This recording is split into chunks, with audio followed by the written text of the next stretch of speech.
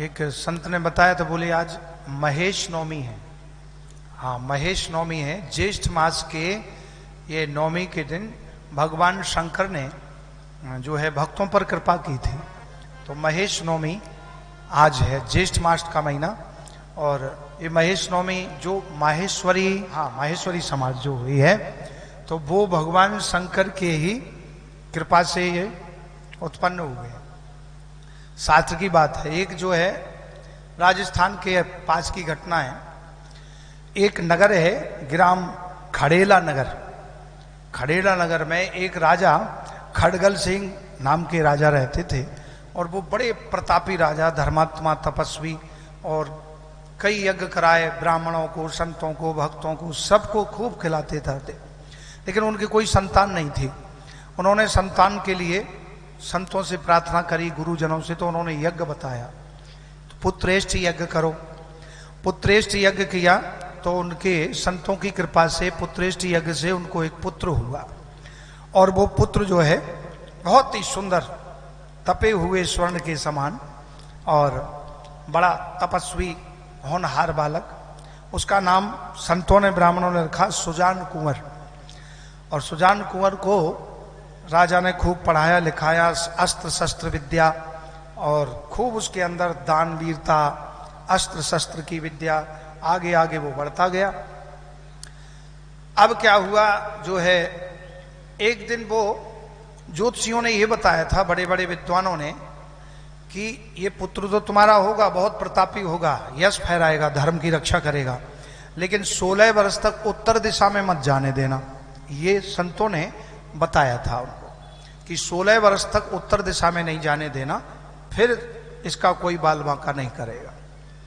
अचानक ही 16 वर्ष होने में 2 महीना शेष थे, और वो राजा जो थे खड़गल सिंह, उन्होंने, खड़गल सेन राजा ने बेटा को उत्तर दिशा में नहीं जाने दिया 15 वर्ष और 10 महीने तक।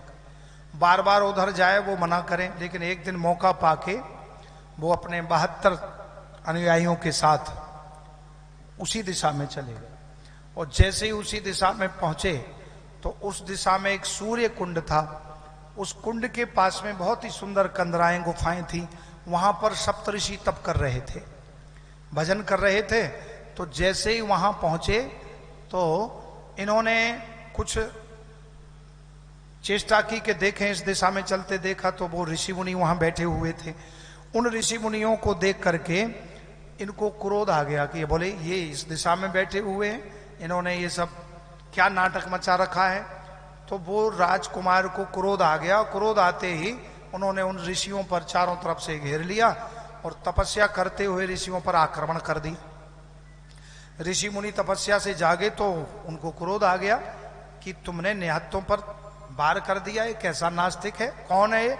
तो श्राप दे दिया उनको।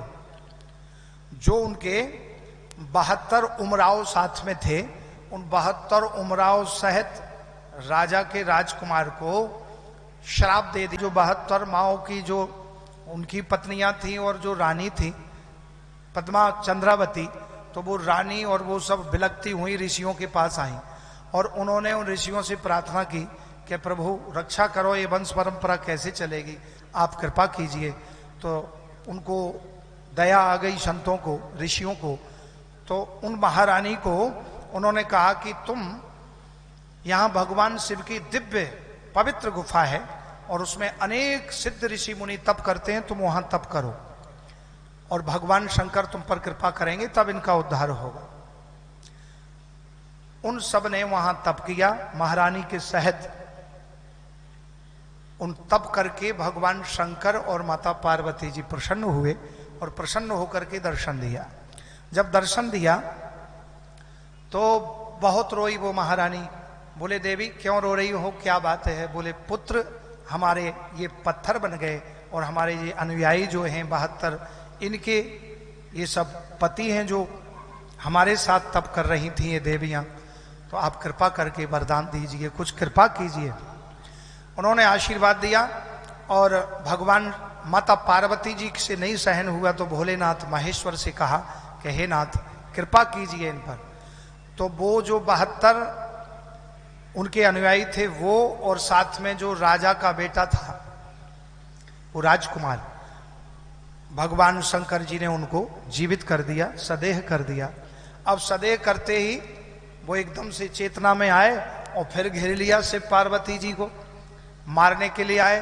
तो भगवान ने कहा कि तुमको हमने जीवन दान दिया है और तुम अब लड़ाई झगड़ा छोड़ो, अब मैं तुमको आशीर्वाद देता हूं कि अब तुम ये मार काट बंद करके और तुम अब वैश्य परिवार में, समाज में चले जाओ और तुम अपना बिजनेस व्यापार करना, भगवान की मेरी भक्ति करना।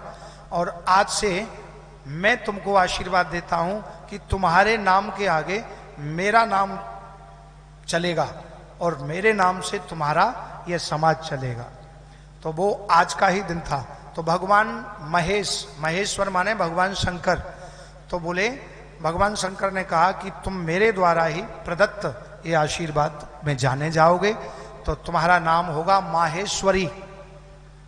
माहेश्वरी जाति के संप्रदाय के जो हैं अपने वैश्य परिवार में बनिया, तो उनको भगवान शंकर जी ने वरदान दिया था। आज महेश नवमी है, तो ये अक्षय नवमी भी महेश नवमी मानी गई है भगवान शंकर की।